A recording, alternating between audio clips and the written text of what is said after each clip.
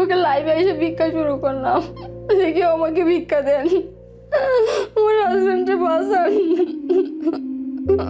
Live শুরু হওয়ার কিছুক্ষণের মধ্যে সংবাদ পাইছি ও মারা গেছে। Oh my God.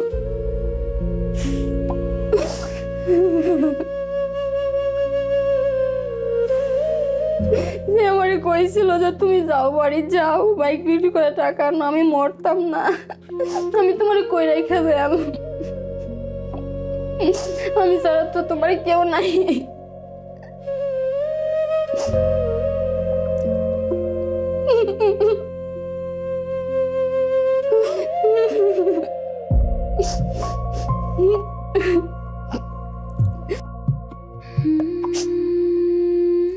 আমি তোমার সাথে অনেক অন্যায় করেছি। আমারও বলে যে আমার একটু জড়ায় ধরবা। আল্লাহ, আমার লাশ কথাগুলো মনে হলে বলতে পারি না। আমারে বলে এদিকে আসো, বলে তুমি টাকা কই পাইছো? আমি বললাম যে আমার কানের দুল বন্ধক দিয়ে আনছি। বলে ও আল্লাহ, বলছি যে এই বাইকটা বিক্রি করে দেই। সে তার বাইকটা নিজের সন্তান যেমন আদর করে না এরকম আদর করতো। বলে যে বিক্রি করো, কিন্তু 1 লাখের নিচে বিক্রি করো না। তখন আমি আমার শাশুড়ি বলি, আমা মানুষ থাকলে বাইক কিনতে পারো, বাইকটা বিক্রি করে দেন। উনি বলে চুপ চুপ, কথা কো না, কে আর বিক্রি করতাম, মানুষের টাকা খাইলবো, কোনো বিক্রি করা যাবো না। আর যাই করতো যে আমার কিন্তু অনেক ভালোবাসতো, কারণ কারো কেউ যদি আমার অপমান করতো এটা কখনো সহ্য করতো না। আর সে চাইছে না আমি কিছু করি জীবনে, তার রাইখে আমি জায়গায় জন্য সে আবার বাচ্চা নিয়েছিল। পরে তার কোনো কথা নাই। আমি বারবার বলতেছিলাম যে তুমি তোমার টাকা কই বলো, ও বলে আমার টাকা নাই। তারপর আমার এই কানের ফুলটি দেখতেছেন, এই কানের ফুলটি সে আমার একটু বড় কানের দুল ছিল, ওর মধ্যে 4,000 টাকা পড়ছিল। এই কানের দুলগুলো আমি বন্ধক রাখি আমার বললাম যে আম্মা চলেন এটা বন্ধক রাখেন, এটা নিয়েই যাই হাসপাতালে। তারপরে হাসপাতালে বের হয়েছে। আর আমার শাশুড়ি 500 টাকা না কত 500 টাকাও নিয়ে বাড়িছে, আর কারো টাকা নেই। আমার শ্বশুরে কল দিয়েছে, শ্বশুর বলে তো মইরা যাক আমার কি।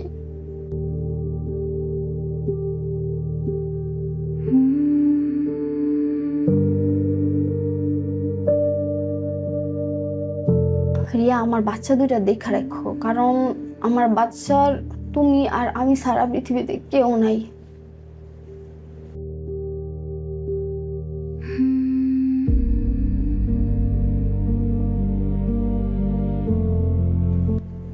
পরে আমাকে বলে যে আমি শুক্রবারে তোমাকে নিতে আসবো। পরে শুক্রবার আসে না, সে শনিবারে আমাকে বলে যে তুই কি আসবি? আমি বলছি না, তুমি আগে চাকরি নেও তারপর। পরে হঠাৎ করে আমার কল দিতেছে যে তোর তোর তোর তোর জন্য তো টাকা ঠেকা নাই, আমার বাচ্চা দুটো দিয়ে দে, আমার বাচ্চা দুটো আমি নিয়ে যাবো। পরে আমি বলছি আচ্ছা আসো, সমস্যা নেই। পরে কয় কি রে, তোর তো চেঞ্জ কেমনে, তুই না এত ভালোবাসস, তাহলে এই বাচ্চাদের দিয়ে দিবি কে? আমি কইছি নিয়ে যাও, সমস্যা কি। তারপরে হে নিতে আইসে, নিতে বলে যে 2টা বাচ্চাই দিয়ে দেবো মারে। বলছি না, একটা নেও, একটা ছোট মানুষ, অনেক ছোট, সে ফিটারও খায় না, তুমি ওর নিতে পারো না। ও বলছে যে না, আমার 2টাই লাগবে। পরে আমি বলছি যে তাহলে তুমি নিয়ে যাও। বলছে না, তুমি আয়ো। এখন আমার আম্মা কয় যে না, নিতাম না, সে ভালো হোক তারপর। পরে সে অনেক জোরাজোরি করতেছে, পরে আমি যাই না। পরে আম্মারে এত খারাপ গালিগালাজ করতেছে, আম্মা তো কিছু লাউড বাড়াই দিয়ে, আমি তো কমাইতে পারতেছি না। পরে অনেক খারাপ গালিগালাজ করতেছে। আম্মা তখন দাউলে বাড়াইছে। আম্মা কইছে যে দাওটা দেখছো, দাওটা দিয়ে মুখের মধ্যে কুবাই, মুখের বাসা ঠিক কর। আর বাচ্চা নিতে আইসস, বাচ্চা নিতে আইবে, তুই বড়টা নিতে পারবি, বড়টার বয়স 7 বছর, ছোটটা তো নিতে পারবি না। সে আবার সন্ধ্যাবেলায় কিন্তু বাচ্চাদের নিতে আইছিল কেন, তার মা পোলাও মাংস রান্না করছে যাতে একসাথে বসে খায়। এখন আমার দোষ, আমি কেন গেলাম না ওই দিনকে।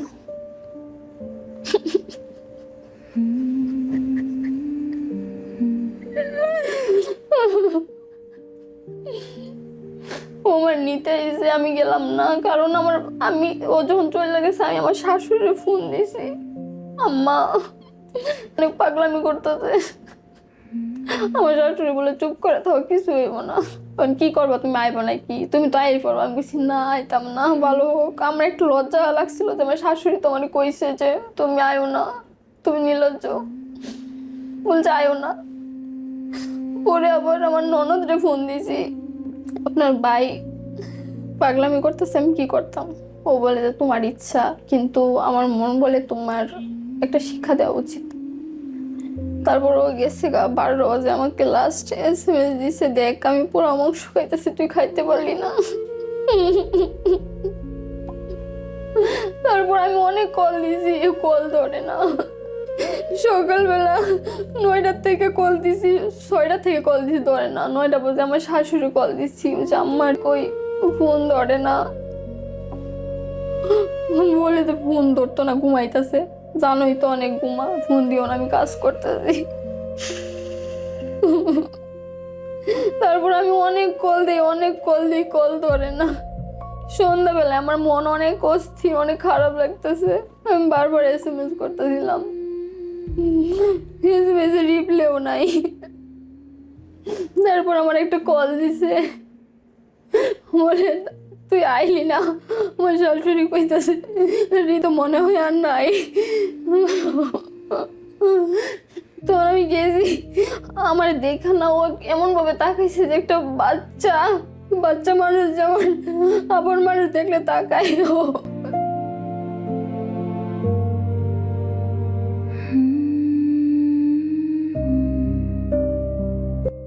তারপর আমার ওই লাইভের মাধ্যমে টাকা হয়েছিল। আমার ওই সময় মনে আমার অনেকেই হেল্প করছিল, মনে আমার এরকম 17-18 হাজারের মতো হয়ে গেছে কিছুক্ষণের মধ্যে।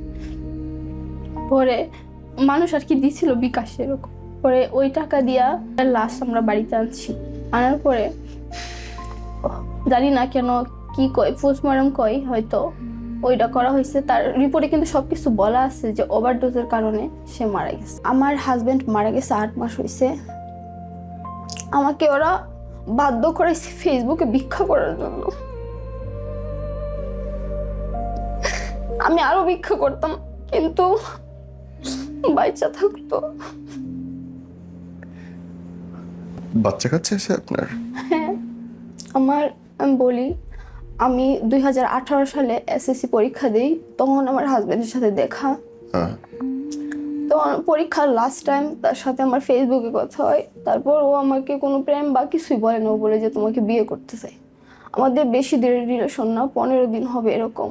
পরে তার সাথে আমি আর কি চলে যাই বাড়িতে, কারণ না বললে ও কারো কিছু বলে না, আমিও কিছু বলি না। তারপর যখন জায়গা তো কোনো বাড়ি থেকে আর কি মানে না, পরে না মানার কারণে ও বললো যে চলো আমরা বাচ্চা নেই, প্রথমেই বাচ্চা নেই, তাহলে হয়তো বা মাইনা নিব। তাও আবার তার শর্ত ছিল, যদি ছেলে না হয় তাহলে কিন্তু তোমাকে তালাক দেব, এরকম কথা। হ্যাঁ, ভালো আসতো অনেক। তারপর তারও বয়স কম ছিল, আমি তারও কিছু বলি না, এরকম বলতো। তারপর যখন আমার বাচ্চা 3 মাস পেটে, তখন সে অনেক মারতো আমাকে, হয়তো ওইটা তার কেন মারতো আমি জানি না। পরে আমার মা যখন শুনছে, তখন আমার বলে যে যাওয়া রয়েছে, এই ছেলের সংসার করা লাগবে না, তুমি চলে আসো। তখন 3 মাস তখন আমাকে বলে যে এই মানে ডাক্তার কাছে যাই, যে বাচ্চাটা ফালাই দাও, সংসার করা লাগবে না। কারণ মা তো আমার মাও তো এর থেকে বেশি কষ্ট সহ্য করছে। তো পরে ডাক্তার বলে যে বাচ্চা ফাললে আর বাচ্চা নাও হতে পারে, কেন বলছে জানি না, আল্লাহ ওনার ভালো করুক। পরে আমার থানাত নিয়ে যায় আমারে। পরে থানার আমাকে জিজ্ঞেস করে যে তোমাদের কি কাবিনের ফটোকপি আছে? আমি বললাম যে আমাদের কাবিনই নেই। তাইলে বিয়েটা কেমন হলো? বিয়েটা শুধু মুখ দিয়ে হয়েছে, আর ও কিছু কাগজ টাগজ দেখাইছে আমারে, আমি তো বুঝি নাই, তখন তো বয়স কম ছিল আমার। মুখ দিয়ে বিয়ে হয়েছে মানে? মুখ দিয়ে বলতে ওই কি বলে, হুজুর দিয়া যে বলে এইটা আর কি। পরে হয়েছে ও হুজুর দিয়ে বিয়ে করেছে, ও আমার কিছু কাগজ দেখাইছে, বলছে এটাই কাবিন। তখন আমি তো এত বুঝি না। পরে যখন থানায় যাই, থানায় তখন বলে যে তুমি কি ছেলের সাথে নিজের ইচ্ছায় গেছো নাকি তোমাকে জোর করে নিছে? আমি বলছি আমি নিজের ইচ্ছায় গেছি, আর আমি তার সংসার করতেছি। তো তখন আম্মা একটা মানে কিসের মধ্যে পড়ে গেল না, পরে আমি আম্মার ফালাই দিয়ে আমি ওর সাথে আবার চলে গেছি। তখন কি থানা থেকে নতুন করে আপনাকে কাগজ করে দিল? না না, কিছুই করে দেয় নাই, কাবিন টাবিন কিছুই করে, ওনার কোনো গুরুত্বই দেয় নাই, বলছে যে যেহেতু আপনি চলে যেতে চাচ্ছেন, কে বলবে আর তারা। তারপর তখন আবার আমরা চলে আসি। তখন তখন যা সব কিছু ঠিক ছিল, বাট তার একটা কথা ছিল, যদি ছেলে না হয় তাহলে আমাকে রাখবে না।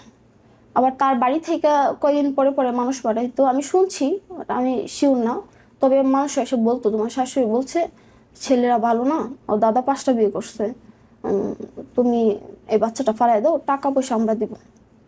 তখন আমি না করি যে না, আমি এই বাচ্চা ফালবো না।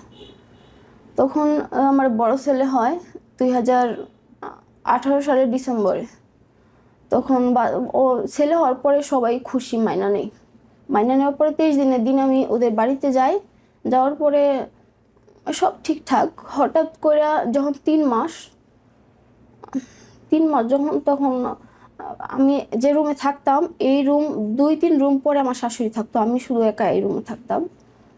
একজন পুরুষ মানুষ যদি শয়তান হইতো, তাহলে শয়তানের পা শুনছি বাঁকা, আবার শয়তানে তো লুঙ্গি পরে না, আবার জুতা পরে না, তো আমাকে ডাকতেছে রিয়া রিয়া রিয়া, আমার ডাকতেছে। পরে আমি শিওর হওয়ার জন্য বারবার তাকাই দেখছি, যে পরে দেখলাম এটা মানুষ। পরে এটা নিয়ে অনেক ঝামেলা হয়েছে, যে কে লুক তুলে দিছে এটা আমি জানি না, তবে আমার হাজব্যান্ডে বলছে এটা আমার বাবা মার কাজ হতে পারে, যেহেতু তোমাকে পছন্দ করে না। এখন আমি জানি না, আবার এলাকার মানুষও বলছিল তোমার শ্বশুর শাশুড়ির কাজ হইতে পারে। পরে যখন আমার শ্বশুর শুনে, সকালবেলা আমি যদি মিথ্যা বলি, সকালবেলা আমি বলি আব্বা আসসালামু আলাইকুম, উনি আমাকে এমন এক গালি দেয়, কি বলবো, আমি গালি বলতে পারতেছি না। তখন নোংরা বাসায় একটা গালি দেয় আমারে, আমি গালিটা বলতে পারতেছি না, যদি অনেক খারাপ। উনি বলে তোর খবর আছে। তখন আমার অনেক খারাপ লাগে যে শ্বশুর এমন গালি দেয়। পরে আমি বলি যে তোমার বাবা এমন গালি দিচ্ছে কে, তুমি দিতে পারো, তোমার বাবা কেন আমার এরকম গালি দিবে। পরে এইটা নিয়ে অনেক ঝামেলা হয়েছে। ঝামেলা হওয়ার পরে আমার শ্বশুর আমাকে মারতে গেছে। তো আমি মারতে যখন পারছে না, উনি আমার গলা থেকে বাবা উন্না টান দিয়ে হাতের মধ্যে পেঁচাইছে। তখন আমার উন্না নাই, কিন্তু উনি আমার তবু আসতেছে মারা লাগিয়া। পরে আমার গামছা ছিল, আমি গামছা দিয়া এভাবে ঢাইকা দৌড় দিছি। উনি আমাকে সারা এলাকা দৌড়েছে, একটা লোক আসে নাই আমাকে সাহায্য করার জন্য, বাঁচানোর জন্য। তারপর আমার একটা চাচা শ্বশুর, আমার থেকে বয়সে 2-3 বছরের ছোট হবে, ও কইছে যে এরকম কেন করতেছেন, এটা বাড়ির বউ, সম্মান আছে। পরে তারপরে আমার একটা দাদা শ্বশুর আগে যায়, যাওয়ার পরে উনি হচ্ছে যে সব কিছু সামলায় আর কি। তো সব ঠিকঠাক ছিল। পরে আবার হঠাৎ করে আমার হাজব্যান্ডে শুনছিলাম বিয়ের আগে, তো উনি আবার নেশা শুরু করে, প্লাস খেলা শুরু করে। তো আমি জানতাম বিয়ের আগে সে জুয়া খেলে, নেশা করে, আমার তাতে কিছুই আসে যায় না, কারণ আমি তাহলে অনেক ভালোবাসতাম, ভালোবাসে বলছি, এখন তো কিছু করার নেই। তারপর সে আপনার স্বামী করতেছে, এটাতে আপনার কোনো অসুবিধা নেই? না, কারণ কারণ কারণ কি জানেন, আমার বাচ্চা পেটে পড়ছে। প্রথম যখন জানতাম আমি যে সে খেলে, আমি বিশ্বাস করতাম না। পরে যখন জানছি, তখন আর আমি চাইছি না যে খেলুক, তাও থাকুক, আমার জীবনে থাকুক। এখন আমি চাই না যে আমার সংসারটা নষ্ট হয়ে যাক। তখন আমি চেষ্টা করলাম যে সংসারটা টিকা থাকুক। তারপরে সে আমাদের অনেক মারামারি হইতো। এই যে হাতে একটা দাগ, ওই দাগটা হয়েছিল, সে আমার মারি নিয়ে গালি দিছিল, খারাপ কিছু বলছিল আমাকে মারি নিয়ে। তখন ও অনেক গালি দিতেছে, আমার মারি নিয়ে বাজে কথা কইতেছে। পরে আমি মাথা ফাটাইছি আর হাত কেটেছি, তবু থামে না। পরে হাতে রক্ত বাড়িতেছে, পরে থামছে। আপনাকে মারতো কেন? মারতো কেন, ওর অনেক দোষ, হয়তো আমার দোষ ছিল, কারণ ও আমার বিয়ের পর আমার 3 মাস বন্দি করে রাখছে রুমের ভিতরে, যে কারোর সাথে কথা বলতে পারবে না, কারোর সাথে মিশতে পারবে না, এরকম কিছু বলতো সবসময় আমাকে। তো তো এটা হয়তো বা তার ভালোবাসা ছিল, এটা ভালোবাসা ছিল, হতেও পারে, কারণ ও রুমে চাইছে 3 মাস না। বন্দি করে রাখা বউকে কারোর সাথে কথা বলতে না দেওয়া, এটা ভালোবাসা? এটা আমার কাছে ভালোবাসা কেন, ও হয়তো বা চাইছে না আমি কারোর সাথে মিশি, কথা বলি, ওইটা। তারপর আমি আবার সেকেন্ড বাচ্চা নিলাম, ও বললো যে আমি সব বাদ দিয়ে দেম, নিশা যা আছে সব বাদ দিয়ে দেম, তুমি শুধু আরেকটা বাচ্চা নাও। পরে আমি আরেকটা বাচ্চা নিলাম, কিন্তু বাচ্চা নেওয়া এইটাই আমার সবচেয়ে বড় ভুল ছিল। বাচ্চা নেওয়াতে ও আরো বেশি রকম নেশা করতো। কিরকম? যেমন আগেই আমার বলতো তোর এখন এক বাচ্চা, এখন তুই যাইবি, কিন্তু 2 বাচ্চা হলে তো তুই যাইতে পারবি না, তার এরকম একটা ছিল। তখন যখন 2 বাচ্চা, যখন 7 মাস, তখন থেকে অনেক বেশি, তখন আমি আর বুঝতাম না, ও সারা রাত ঘুমাইতো না, সজাগ থাকতো। আমি বলতাম ঘুমাও না, কে বলতো যে টেনশন, এরকম কিছু বলতো। এই ঘুমানো লয়ে অনেক ঝগড়াঝাটি হইতো। কিসের টেনশন? আর বলতো না, শুধু তার চিন্তা ভাবনা ছিল সে বড়লোক হয়ে যাবো এরকম, আর চাকরি করবো না। খেলে বড়লোক হবে? না, কিছুই মোবাইলে খেলে, বাট আমি দেখছি না কখনো তারে। আমি আমি নিজে দেখছিলাম একবার হাতে হাতে কি একটা জোয়া, ওইটা আমি দেখছি না কখনো, আমি শুনছি কিন্তু আমি দেখিনি কখনো। আর হচ্ছে যে ওই ও যখন নেশা, চাকরি করতো কি? চাকরি তো সে করতো, কিসের চাকরি করতো? ওই ওই একটা এমসি বাজার মাওনা, ওইখানে একটা সে মেকানিক্যালে চাকরি করতো, বেতন ছিল 30,000 টাকা, ভালোই চলছিল সব কিছু। তখন 7 মাস যখন ওইখান থেকে ঝামেলা শুরু, ও নেশা করা শুরু করছে। তো আমারে বললো যে একটা আছে একটা ব্যবসা, ওই ব্যবসা করলে তাড়াতাড়ি বড়লোক হয়ে যায়, একটার দামই 350 টাকা এরকম। তখন ওই ওই আমাকে বললো যে এখন আর চাকরি করা দরকার নাই, আমরা এরকম বড়লোক হয়ে যাই। তো আমি সর্বোচ্চ চেষ্টা করছি, আমি অনেক চেষ্টা করছি তার বাধা দেওয়ার লেগে, সে আমার মানবো না, সে কথা শুনবো না। কিসের ব্যবসা? এটা একটা বড়ির ব্যবসা করবো, কিন্তু এইটা ঢুকাইছিল তার বন্ধু বান্ধবরাই। আপনার হাজবেন্ড ব্যবসা শুরু করলো? হ্যাঁ, তবে খুব বড় না, ছোটখাটো আর কি। আমি একবার দেখছিলাম এতগুলা, মানে এটা কতটুকু আমি বুঝি না। ও কি করতে, একটু একটু করে বিক্রি করতো আর কি। ও চাকরিটা ছাড়ে দিব বললো। ওর চাকরি ছাড়ার মেইন একটা বিষয় কারণ হয়েছে ও চাকরি ছাড়তো না। একটা ছেলে তার কাছ থেকে 50,000 টাকা নিছে। এই ছেলেটা আমার প্রথম থেকে আমাদের লাইফটাই নষ্ট করে দিছে, নাম রনি। এই ছেলেটা সবচেয়ে বড় ডিলার। এই ছেলেটা ওরা কইছে যে তুই আমাকে 50,000 টাকা দে, তোকে আমি কেমনে কেমনে লাভ, আমি এত কিছু বুঝি না। পরে ওর ওর লুবে পড়ে এমন করছে। তারপর হচ্ছে যে 7 মাস থেকে পরে যখন আমার সিজার হইব, 7 মাসে লাস্টে দেওয়া, কারণ আমার একটা সমস্যা হয়েছিল, ওই জন্য আমার সিজার করতে হয়েছে। সিজার করতে গেছি, সিজারের 3 দিনের মাথায় আমি অনেক খারাপ একটা সংবাদ পাই। আমার মা হয়েছে যে তার কাছে যায়, সে বলে যে আমার কাছে আসেন, আমি আপনাকে কিছু বাজার করে দেই, রিয়ার কিছু লাগবে, এগুলো নিয়ে যান। তারপরে যখন বাজার টাজার করে দেয়, সে অনেক বড় একটা বেয়াদবি করে আমার মায়ের সাথে। তো এই বেয়াদবিটা বলার মতো না। আমি কি বেয়াদবি করেন? এটা আমি বলতে পারবো না, এটা অনেক বড় বেয়াদবি, এটা আমি কেমন শুনে বলতে পারবো না। গালি দেয়? অনেক জঘন্য কিছু। তারপর তার মাথা ঠিক ছিল না। তারপর আমার মা আমারে বলে যে ক্রাইম দেখছস কখনো? বলছি হ্যাঁ দেখছি তো। ওরা বলে যে যে তুই তুই আমার কেন পাঠাইলি না? তারপর আমি যখন সংবাদটা পাই, আমি একদম দাঁড়ানো ছিলাম না, আমি একদম মাটিতে পড়ে আমার সিজারের শিলিগুলো মনে হচ্ছে ফাইটটা রক্ত বার শুরু করে। আমি অনেক কষ্ট পাইছিলাম। আপনার মায়ের গায়ে হাত তুলছে তার মানে?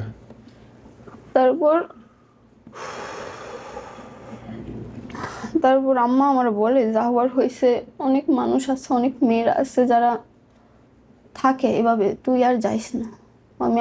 আমি অনেক ভাবলাম যে আমার মায়ের সংসার টিকছে না, আমার নানুর কষ্ট, আমি চাই না যে আমার কিছু হোক। তারপর আমি আম্মার পায়ে ধরে কান্না শুরু করলাম যে মা, হ্যাঁ এই জঘন্য কাজ করছে, যদি আর এর থেকেও জঘন্য কাজ করতো তারপর আমি তারা ক্ষমা করে দিতাম। আম্মা আমার তখন মানে রাগ করে আমার মুখের মধ্যে স্যাপ দিছে যে তুই এত খারাপ, আমি এলো কখনোই সংসার করতাম না। আমি যে আম্মা, তুমি তোমার জামাই নাই, আমি চাই না যে আমার এরকম কিছু হোক। আপনার শ্বশুর আপনার গায়ে হাত তুলতেছে, আপনার স্বামী আপনার মার সঙ্গে খারাপ কিছু করতেছে, তারপরেও আপনি সংসার করতেছেন, আপনার স্বামী ব্যবসা করতেছে, প্রত্যেক দিন মারতেছে, জুয়া খেলতেছে, তো অনেক ভালোবাসা আপনার স্বামী। তারপর সে আমাকে ভালোবাসতো। পরে কেমনে ভালোবাসতো বলেন তো? ভালোবাসতো বলতে ও ও কারোর সাথে মিশতে দিত না। ও ও ভালোবাসতো, এই ভালোবাসা আমি আপনাকে কেমনে বোঝাবো, কিন্তু ভালোবাসতো। ধরেন আপনাকে প্রতিদিন মারতো, আপনাকে মিশতে দিত না কারোর সঙ্গে। আবার কেউ যদি আমাকে কিছু বলতো তাহলে সে প্রতিবাদ করতো যে আমার বউরে আমি বলবো, কেউ বলতে পারবে না, এটাই শুধু সে মারবে আর কেউ হ্যাঁ মারতে পারবে হ্যাঁ, না। এই এই দিকটা তার সবচেয়ে ভালো। বাহ। তারপর সমস্যাটা কখন শুরু হলো, যখন আমার বাচ্চা আমি মাইনা নিচ্ছি, ওইটা আমার আমার মনে বলে যে এটা আমার সবচেয়ে বড় ভুল ছিল, যে আমি সে এত বড় অপরাধ করার পরও আমি তাকে মাইনা নিছি যে তোমার কিছুই হয়েছে না, আমি তোমাকে মাফ করে দিছি। আমার আফসোস হয়েছে যে সে এত বড় ভুল করার পরও সে অনুতপ্ত ছিল না। আমাকে যখন নিতে এসে সে গান গাইতেছে। আসলে হয়তো তার মাথা ঠিক ছিল না। আমি বললাম তুমি অনুতপ্ত না, বললো যে অনুতপ্ত কিসের জন্য, আমি কি করছি, আমি কি সজ্ঞানে কিছু করছি, আমি হয়ে গেছে, মাপ চাইছি, শেষ, আমি তো কিছু করি নাই। তারপরে যখন আমার বাচ্চা, ছোট বাচ্চা 3 মাস, ও বললো যে আমি আর চাকরি করবোই না। আমার থেকে 50,000 টাকা নিছে, এই 50,000 জন্য আমার খারাপ লাগতেছে, কেন নিল, আমি ওদেরকে এত একসাথে চলি, ও আমার টাকা নিল কে, এখন আমি ব্যবসা করবো, ব্যবসা করে বড় লোক হয়ে যাবো। তারপর? তারপর বাড়িতে এসে পরে, বাড়িতে আসার পরে অনেক ঝামেলা ঝামেলা, যেমন শাশুড়ি শ্বশুর সবাই অনেক কথা কয় যে চাকরি করে না, এমনি বলে থাকে।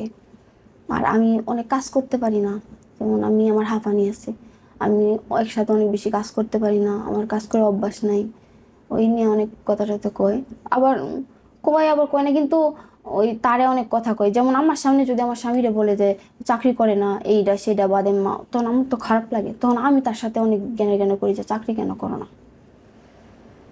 ও আমাকে বলছিল যে চাকরি তো আমি করবো না, বাচ্চা থাকতে আর করবো না, মরলে পরে। তারপর কি বড়লোক হয়ে যায় ব্যবসা করে? ব্যবসা করে বড়লোক হয়ে, আমি জানি না, সে বলছে যে বড়লোক হয়ে যাবে, কিন্তু কিছুই না, আরো অধঃপতন হয়েছে। পরে একদিনকে আমার অনেক রাগ উঠছে, আমি প্রায় যাইতাম গা, কারণ মারামারি ঝগড়াঝাটি এইসব, সারা রাত বাড়িতে আসতো না। আর আমিও নিজেও অগমা থাকতাম, কারণ সে বাড়িতে আসতো না, আমার টেনশন হইতো যে কেন আসে না কেন আসে না। পরে ওই কি, মানে সারা রাত বাইরেও থাকতো? হ্যাঁ হ্যাঁ, ওই 3 মাসের ভিতরে আমার 10 দিনও বাড়িতে আসছে না, খালি রাত্রেবেলা বাইরে থাকতো, আর প্রচন্ড শুকায় যেত, আর রাত্রেবেলা ঘুমাইতো না, এরকম তার কাহিনী। কাহিনীও এরকম হইতো। পরে হয়েছে ওই একদিন কি করছে, আমি রাগ করে গেছি বাড়ির, যে তুমি যতদিন চাকরি না করবা ততদিন আমি যাইতাম না। তো আমার শাশুড়ির সাথে কিন্তু আমি পরামর্শ করে গেছি, প্রত্যেকটা কথার প্রমাণ আছে, আমি যা বলতেছি একটাও মিথ্যা না। ওনারা আমি বলছি যে আমার চাকরি করে না, চাকরির সুযোগ আইতেছে, তে করে না, তে এক কাজ করে আমি যাইগা, চাকরি করে পরে আইবা। তো আমার শাশুড়ি করে তুমি তো বেহায়া, তুমি তো বেহায়া, যাও গা আবার আয় পড়ো। আমি হইলে আইতাম না, শাস্তি দিয়ে পরে আইতাম। আর এক কাজ করবা, এবারে গেলে ভিডিও কলে কথা কইবা না, বাচ্চাদের দেখাইবা না, একদম টোটাল অফ করে দিবা। তখন আমি বললাম যে আচ্ছা ঠিক আছে। পরে বাড়ি যেয়ে আমি ব্লক দিছি, ব্লক দিয়ে আবার 2 মিনিট পরে খুলছি, খুললে আমি এমন কল দিছি, কল ধরছে না, না ধরে আমার মেশিন ছিল যে এই সেলাই মেশিন, ওইটা বাইঙ্গা গুঁড়া গুঁড়া করে আমার ছবি দিছে, তো তুই গেছিস গানা, এই দেখ বাইঙ্গেলছি, এরকম। পরে পরে আমাদের কথা একদম নর্মাল ঠিকঠাক। পরে সে মারা যাওয়ার কিছুদিন আগে আমাকে বলে, আপনারা নিতে আসে নাই? না নিতে আসে নাই, বলছে যে নিতে আসবো কিন্তু আসে না। আমাকে বলে যে রিয়া আমার বাচ্চা 2টা দেখা রাখো, কারণ আমার বাচ্চার তুমি আর আমি সারা পৃথিবীতে কেউ নাই। পরে আমাকে বলে যে আমি শুক্রবারে তোমাকে নিতে আসবো। পরে শুক্রবার আসে না, সে শনিবারে আমাকে বলে যে তুই কি আসবি, আমি বলছি না, তুমি আগে চাকরি নেও তারপর। পরে হঠাৎ করে আমার কল দিতেছে যে তোর তোর তোর তোর জন্য তো টাকা ঠেকা নাই, আমার বাচ্চা 2টা দিয়ে দে, আমার বাচ্চা 2টা আমি নিয়ে যাবো। পরে আমি বলছি আচ্ছা আসো, সমস্যা নেই। পরে কয় কি রে, তোর তো চেঞ্জ কেমনে, তুই না এত ভালোবাসস, তাহলে এই বাচ্চাদের দিয়ে দিবি কে? আমি কইছি নিয়ে যাও, সমস্যা কি। তারপরে হে নিতে আইসে, নিতে বলে যে 2টা বাচ্চাই দিয়ে দেবো মারে। বলছি না, একটা নেও, একটা ছোট মানুষ, অনেক ছোট, সে ফিটারও খায় না, তুমি ওর নিতে পারো না। ও বলছে যে না, আমার 2টাই লাগবে। পরে আমি বলছি যে তাহলে তুমি নিয়ে যাও, বলছে না তুমি আয়ো। এখন আমার আম্মা কই যে না নিতাম না, সে ভালো হোক তারপর। পরে সে অনেক জোরাজুরি করতেছে, পরে আমি যাই না। পরে আম্মার এত খারাপ গালিগালাজ করতেছে, আম্মা তো কইছে লাউড বাড়াই দিয়ে, আমি তো কমাইতে পারতেছি না। পরে অনেক খারাপ গালিগালাজ করতেছে, আম্মা তখন দাউলিয়ে বাড়াইছে, যেটা সত্য কথা। কাহিনী আসলে এখান থেকেই শুরু। আম্মা কইছে যে দাওটা দেখছো, দাওটা দে মুখের মধ্যে কুবায়াম, মুখের বাসা ঠিক কর। আর বাচ্চা নিতে আইসস, বাচ্চা নিতে আইবে, তুই বড়টা নিতে পারবি, বড়টার বয়স 7 বছর, ছোটটা তো নিতে পারবি না। পরে সে গেছে গিয়ে কইতেছে আজকে তোর করাম। তারপরে 12টা বাজে ও আমাকে SMS দিছে, তুই তো আইলি না, এই দেখ আমি পোলাও মাংস খাইতেছি। সে আবার সন্ধ্যাবেলায় কিন্তু বাচ্চাদের নিতে আইছিল, কেন তার মা পোলাও মাংস রান্না করছে যাতে একসাথে বসে খায়। এখন আমার দোষ, আমি কেন গেলাম না ওই দিনকে।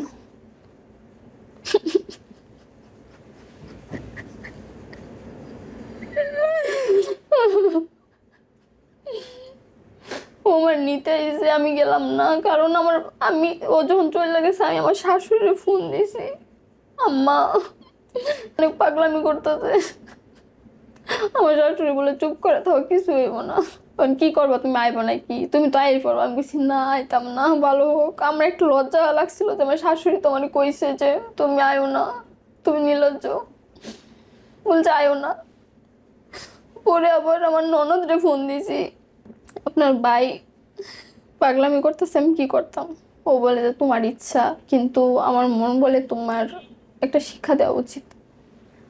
তারপর ও গেছে 12টা বাজে আমাকে লাস্ট SMS দিছে, দেখ আমি পুরো মাংস খাইতেছি, তুই খাইতে পারলি না। তারপর আমি অনেক কল দিছি, কল ধরে না। সকালবেলা 9টার থেকে কল দিছি, 6টা থেকে কল দিছি, ধরে না। 9টা বাজে আমার শাশুড়ি কল দিচ্ছি, আমার কই ফোন ধরে না। বলে যে ফোন ধরতো না, ঘুমাইতেছে, জানোই তো অনেক ঘুমা, ফোন দিও না, আমি কাজ করতেছি। তারপর আমি অনেক কল দিই, কল ধরে না। সন্ধ্যাবেলায় আমার মন অনেক অস্থির, অনেক খারাপ লাগতেছে, আমি বারবার SMS করতেছিলাম, SMS এর রিপ্লাইও নাই। তারপর আমার একটা কল দিছে, বলে তুই আইলি না, আমার শাশুড়ি কইতেছে তো মনে হয় আর নাই।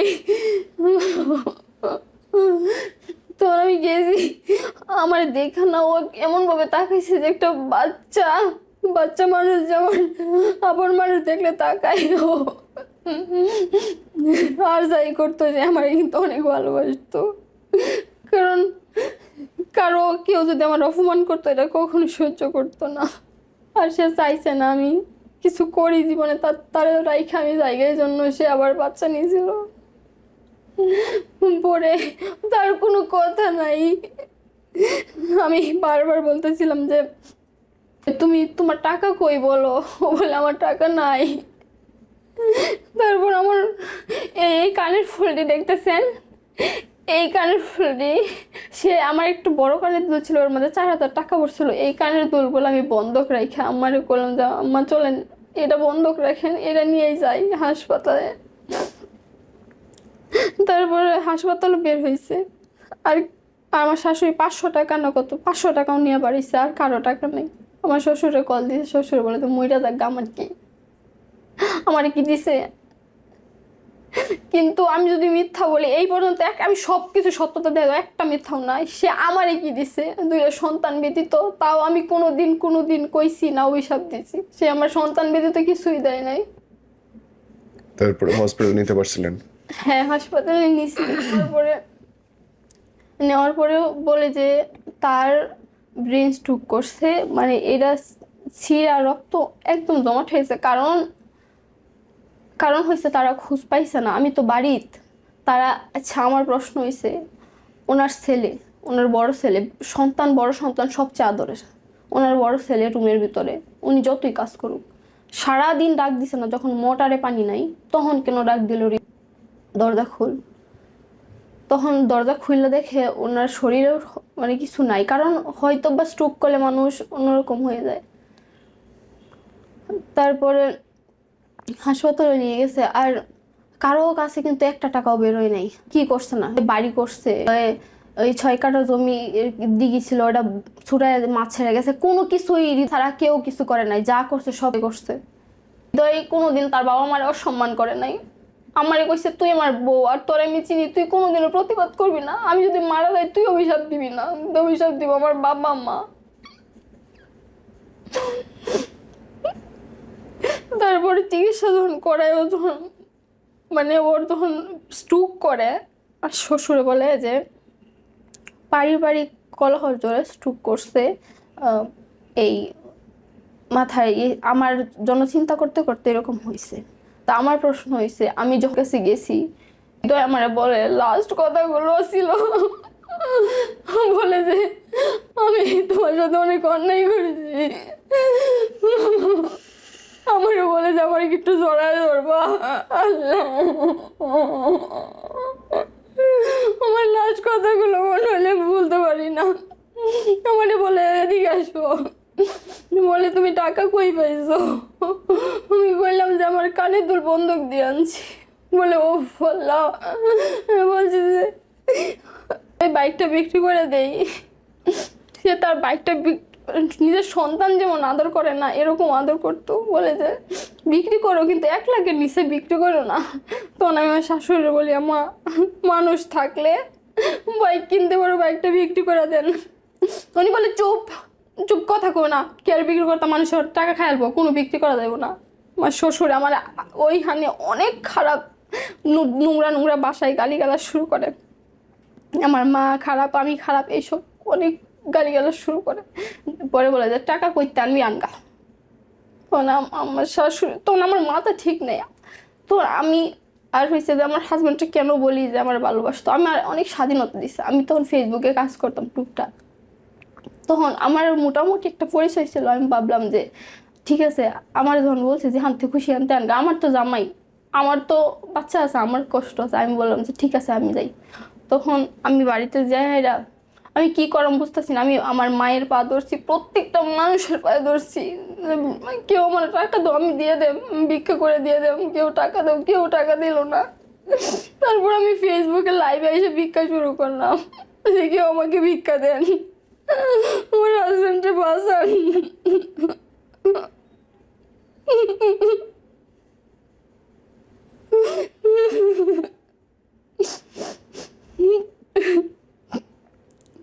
পরে হয়েছে যে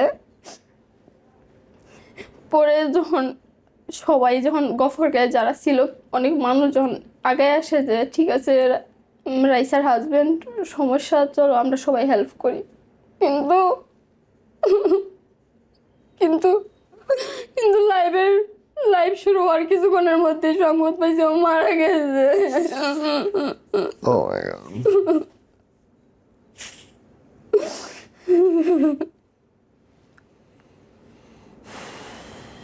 সে আমারে কইছিল যে তুমি যাও, বাড়ি যাও, বাইক বিক্রি করে টাকা আনো, আমি মরতাম না, আমি তোমার কই রেখে যাই, আমি ছাড়া তো তোমার কেউ নাই। তারপর আমি আমার ওই লাইভের মাধ্যমে টাকা হয়েছিল আমার, ওই সময় মনে আমার অনেকেই হেল্প করছিল, মনে আমার এরকম 17-18 হাজারের মতো হয়ে গেছে কিছুক্ষণের মধ্যে। পরে মানুষ আর কি দিছিল বিকাশে এরকম। পরে ওই টাকা দিয়া লাশ আমরা বাড়িতে আনছি, আনার পরে জানি না কেন কি কয় পোস্টমর্টম কয়, হয়তো ওইটা করা হয়েছে। তার রিপোর্টে কিন্তু সব কিছু বলা আছে যে ওভারডোজের কারণে সে মারা গেছে। এখন আমার শ্বশুরে আমারে বলে যে আমার দোষ, কারণ যখন হাসপাতালে যাই তখন আমাকে বলা হয় যে কি হয়েছে আপনার হাজবেন্ডের, ও এরকম মাথা থাপড়াই তো মানে পাগলের মতো এরকম করতো। পরে আমাকে সে আমার বলছিল যে খাবার খায়া এই যে এটা খাইতেছি, তখন আমি এই ছবিটা দেখাইছি যে এটা খাইছে। এখন আমি যদি এই ছবিটা নাও দেখাইতাম, রিপোর্টে কি বার করতে পারলো না হলে আমার দোষ, আমি এটা বলছি কেন?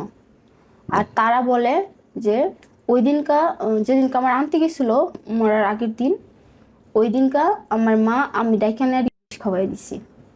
ধরেন আমি যদি কেউ খাওয়াই দেয়, বিষটা কি ইনস্ট্যান্ট মরে যাবে। হ্যাঁ, ওই বিষ সে বাড়িতে গেছে, বাড়িতে যাওয়ার কিছু হয়েছে না, পরের দিন মারা গেছে 2 দিন পরে, এটা কি সম্ভব? তো ওনারা কথা হয়েছে আমি মাইরালছি, এখন পর্যন্ত তারা আমারই বলতেছে যে আমরা মাইরালছি। আপনার বাচ্চার কি অবস্থা? আমার বাচ্চা এখন আলহামদুলিল্লাহ ভালো আছে। এখন আমার যে কষ্ট এটা হয়েছে, আমি মারা যাওয়ার 13 দিনের দিন ওই বাড়ি থেকে বেরোয় আসি, কারণ আমি ওই বাড়িতে থাকতে পারতাম না। আমার অনেক খারাপ লাগতো, হতাশ লাগতো যে সে নাই। যখন লাইট নিবাইতাম তখন অন্ধকারে যাই আমি দাঁড়ায় থাকতাম, যে যদি একবার এসে বলে যে আমি ফিরে আইছি। আমি অনেক পাগলামি করা শুরু করি, মাথা রাতা ফাটায় নাই, অনেক এরকম শুরু করি। তখন আমার ননদ আমাকে বলে যে ভাবি তুমি যাও গা বাড়ি। পরে সে তার বাবা মার রাজি করে, আমি বাড়িতে চলে যাই।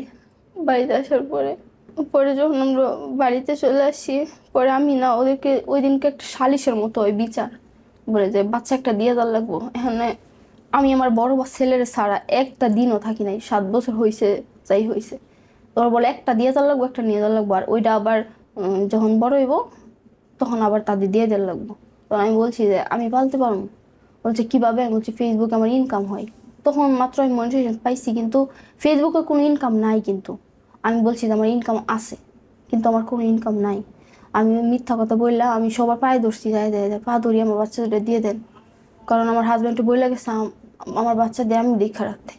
তারপর আমি বাচ্চাটা নিয়ে আসি, কিন্তু তারা এই পর্যন্ত আমাকে মনে হয় 1570 টাকা এরকম দিছে এই 8 মাসের ভিতরে। তারা কোনো খরচ তেমন দেয় নাই। আর আমার যে কষ্ট এটা হয়েছে, আমার হাজব্যান্ড যখন অসুস্থ ছিল তখন আমি বলছিলাম বাইকটা বিক্রি করতে, তখন বিক্রি করে নাই। এখন বিক্রি করছে, আমাকে একবার বলেও নাই। আর আমার হাজব্যান্ডের যে এই টাকাটা ছিল এই বাইক বিক্রির, এটা কিন্তু সবার আগে আমার বাচ্চাদের প্রাপ্য ছিল, কিন্তু তারা আমাদের দেয় নাই আর বলেও নাই। তারা বলছে যে দিয়ে রাখছি, এমন রাখলে নমিনি দিব না আমার বাচ্চাদের, এটাও দেয় নাই। তারা নমিনি দিছে না, কিছুই না, তারা বলছে যে দিছে। আমার এটাই কষ্ট যে তারা তো পারতো আমার বাচ্চাদের এরকম সেফ। হ্যাঁ বোন